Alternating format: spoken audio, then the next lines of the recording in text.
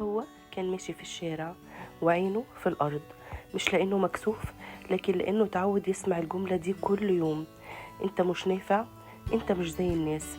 اتقالت له من أهله ومن أصحابه ومن الناس اللي كان فاكرهم بيحبوه. كل باب بيخبط عليه يتقفل في وشه، كل حلم يحاول يقرب منه يتسحب من تحت رجليه. بس اللي الناس ما يعرفوهوش ان فيه واحد كان بيراقبه في كل لحظة وما كانش بيحكم عليه، كان بيحبه وبيجهز له حاجات كبيرة. يسوع شاف فيه اللي محدش شافه، ورفع راسه بعد سنين من الانكسار. كل ما يروح يقدم في شغل يرفضوه، كل ما يحاول يشرح حلمه يضحكوا عليه. بقى حافظ جملة معينة الناس دايما بتقولها له: ابقى قابلني لما تعمل حاجة في حياتك.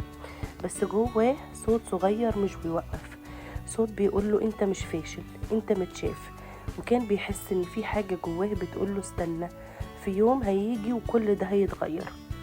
مرة وهو قاعد في اوضته تعبان من كل حاجة، فتح الانجيل من غير ما يقصد، ووقعت عينه على الآية دي: لا تنظر إلى منظره وطول قامته، لأني قد رفضته، لأن الإنسان ينظر إلى العينين، أما الرب فينظر إلى القلب. ساعتها حس إن في حد فهمه، وإن يسوع شافه جواه حاجة حقيقية مش زي الناس. مين كان يصدق إن الراعي الصغير اللي محدش عايزه يبقى هو الملك؟ أبوه نسي يعزمه وقت ما صمويل جه يختار ملك لإسرائيل، بس كل الناس شافوا إن داود الصغير، بس ربنا شاف إنه راجل حسب قلبه. الناس قالوا عليه مش نافع، بس ربنا مسحه للملك. الناس قالوا عليه ضعيف، بس ربنا خلاه يغلب جولياط. الناس قالوا مش ابن مهم، بس ربنا شاف انه ابن غالي قوي. انت اللي يمكن بتحس انك اقل من غيرك، اللي شايف نفسك ولا حاجة وسط الزحمة، يسوع شايف فيك اللي محدش شايفه. هو مش بيقيسك بفلوسك ولا بشهاداتك ولا بشكلك، هو بيشوف القلب، ولو لقي فيه شوية صدق هيوصل بيك لأبعد من اللي كنت تتخيله.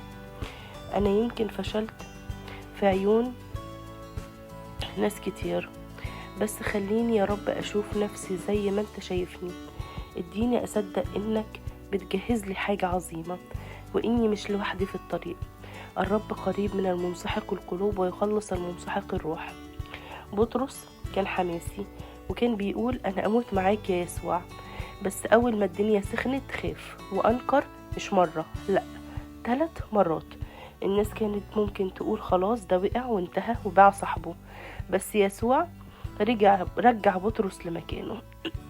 يسوع ما عاتبش بطرس قدام التلاميذ وما قالوش انا قلت لك انك هتنكرني، ما فضحوش، ولكنه بعد ما قام من الموت راح له مخصوص وقال له بمنتهى الحب: يا سمعان ابن يونا أتحبني؟ 3 مرات سألوا نفس السؤال، مش علشان يعايره، ولكن علشان كل مرة أنكر فيها يقابلها بكلمة بحبك جديدة. يسوع ما شافش بطرس بعيونه وقت السقوط، شافه باللي هيبقى عليه بعد التوبة، شافه كارز، شافه قائد، وشافه شهيد. يمكن انت وقعت، يمكن غلطت، وغلطات كفاية تخليك تتكسف تبص لنفسك في المراية، بس يسوع ما شطبكش، لسه شايفك فيك قيمة ولسه بيناديك بالاسم. هو مش بيبدأ مع الناس المثالية، هو بيبدأ مع اللي اتكسروا واللي تعبوا واللي الناس قالوا عليهم خلصوا. القصب المردودة لا يقصفها، والفتيلة المدخنة لا يطفئها. يعني حتى لو انت رماد هو يقدر يولعك من جديد. قوله من قلبك: يا رب أنا زي بطرس، خفت وضعفت وبعدت، بس انت يا يسوع ما بعدتش عني. اديني ارجع لك، اديني اسمع صوت بيقول لي صوتك وهو بيقول لي أتحبني، واقول لك من قلبي انت اغلى حاجة في حياتي يا رب. المرأة السامرية اللي الناس رفضوها يسوع شافها.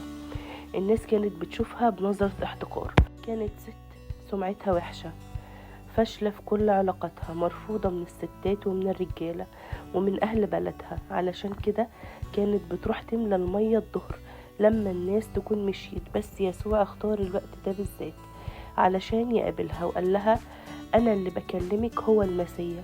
يعني بيقول لها أنا جاي علشانك انتي اللي الناس مش شايفينك، أنا شايفك. ولما اتلمس قلبها بكلمة واحدة رجعت بلدها تكرز. الست اللي كانت مستخبية بقت من أوائل اللي بشروا بالمسيح. يمكن الناس حكموا عليك، يمكن غلطتك لسه بتطاردك، يمكن بتخاف ترفع عينك وانت بتصلي، بس يسوع هو مش زي الناس. هو بيجيلك عند البير بتاعك اللحظة اللي انت مستخبي فيها ويقعد قدامك ويقولك انا عطشان ليك. يسوع مش بيبعد عنك لما تغلط، ده بيقرب اكتر علشان يرويك ويغسلك ويقيمك من جديد. قوله من قلبك يا رب انا يمكن زي الست السامرية مليان ندوب والماضي بتاعي تقيل، بس انت شفتني وانا مستخبي وقعدت معايا وقت ما كنت بقول محدش هيهتم بيا. خليني اسمع صوتك جواه بيقول لي انا جاي علشانك، بحبك ولسه شايف فيك خير كبير. كان في ولد صغير في مدرسة فقيرة وهدومه مش مكوية وحذاءه دايما مقطوع. المدرسين يقولوا عليه مش هيتعلم حاجة، والعيال في المدرسة بيسخروا منه ويقولوا له انت هتطلع ايه في الاخر.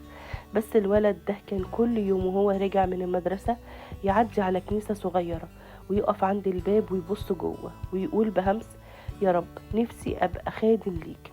كبر الولد ده وكمل تعليمه بالعافية، بس فضل ثابت في صلاته، ثابت في علاقته بيسوع. وبعد سنين نفس الولد اللي كانوا بيضحكوا عليه بقى كاهن.